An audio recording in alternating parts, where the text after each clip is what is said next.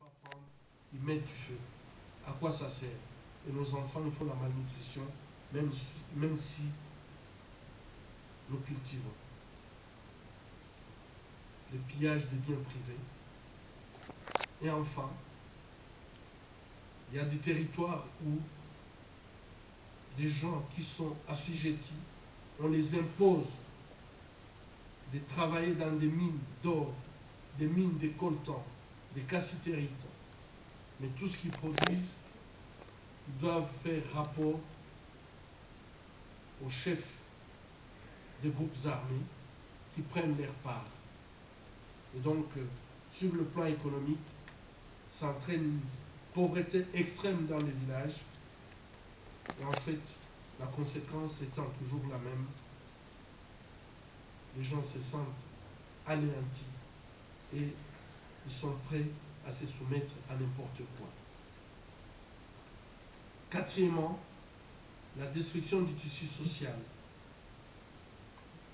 Les viols qui se font en public, suivis des tortures, font que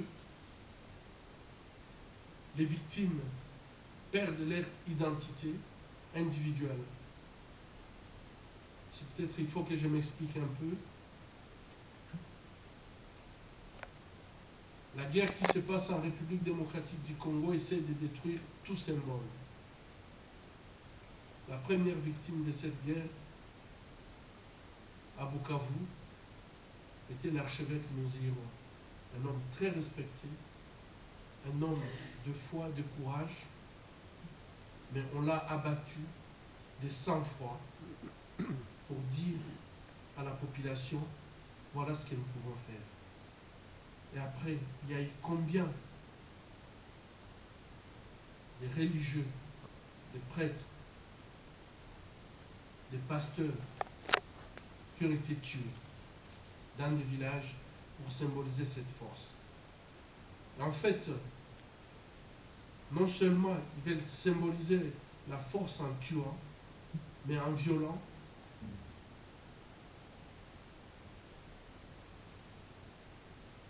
Les femmes dans le village, en présence de leurs maris, souvent ligotées,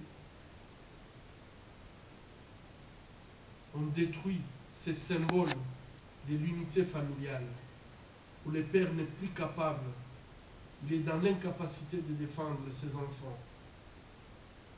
Il suit, il écoute comment ils sont en train de hurler, mais il ne peut pas les protéger. Il ne peut pas protéger sa femme. Son identité de papa, c'est père. L'identité du prêtre respecté dans le village, c'est détruit. L'identité du pasteur dans sa paroisse, c'est détruit. Et si je vais vous donner l'histoire d'une petite église de village à Chabunda, où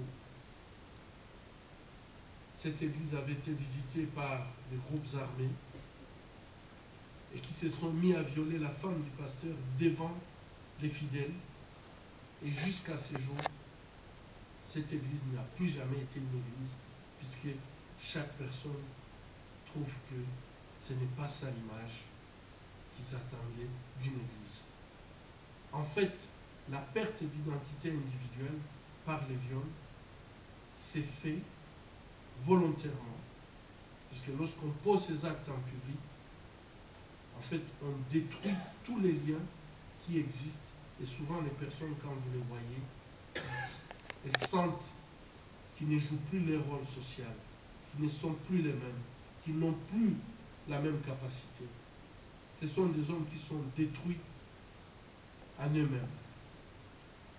Mais lorsque ceci arrive à plusieurs personnes, le prêtre ne se sent plus prêtre, le pasteur ne sent plus qu'il est pasteur, le chef du village, c'est qui doit protéger la population, c'est lui qui symbolise le pouvoir dans le village.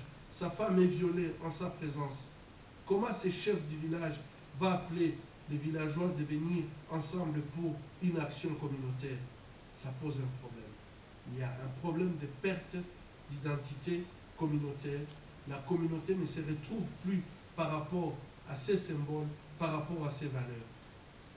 Et lorsqu'on a une perte d'identité communautaire, malheureusement, il y a une perte de cohésion sociale qui s'ensuit. Et je dois dire que en République démocratique du Congo, nous n'avons pas des assurances, par exemple, comme ici, mais l'assurance, c'est cette communauté. Mais lorsque cette communauté ne s'identifie plus à elle-même, il y a une perte de cohésion, et vous allez voir que cette assistance communautaire normale ne se fait plus, puisqu'il n'y a plus personne qui se reconnaît de cette communauté. Lorsqu'il y a une perte de cohésion sociale, malheureusement, ça va se faire suivre par une incapacité organisationnelle. Il n'y a plus de chefs, il n'y a plus de leaders. Chacun est passé par, sa femme est passée par les viols, ses enfants sont passés par les viols. Chacun se culpabilise ou culpabilise les autres. Et dans ces désordres organisationnels, vous comprendrez avec moi que l'occupation territoriale se fait facilement. Les gens sont dans l'incapacité de pouvoir s'organiser pour faire face aux menaces qui se présentent donc devant eux. Et ici, la communauté va être anéantie et assujettie. Comprendrez avec moi que lorsque le viol se fait de façon que je viens de vous décrire, le viol produit les mêmes conséquences que ce que nous pouvons observer dans une guerre classique. Mais ici, il y a une profondeur, puisque le viol donne des conséquences qui peuvent se rapporter sur des générations à venir. Ainsi, par exemple, à l'hôpital, nous avons eu des femmes qui ont été violées, qui ont attrapé le VIH-Sida et qui se retrouvent avec des enfants eux-mêmes malades, qui ont attrapé le virus, et donc ce virus peut se transmettre donc sur une autre génération. C'est ça l'ensemble des gravités de cette maladie. Je dois dire également que dans cette déstructuration sociale, il y a les enfants issus du viol. Avant que je quitte Bukavu, à l'hôpital de Panzi, j'avais environ 150 enfants en situation très difficile. Ça veut dire que ce sont des enfants qui sont nés du viol. La mère ne connaît pas le père. Et souvent, malheureusement, ces pauvres innocents sont rejetés par la communauté qui les accuse que c'est leur père qui a tué les membres de la famille. Même si la femme s'accroche à son bébé, mais il arrive un temps qui est très difficile, c'est lorsque une jeune fille trouve quelqu'un qui veut l'épouser et qui dit « moi je ne vais pas prendre cet enfant avec, je ne vais pas le prendre chez moi ».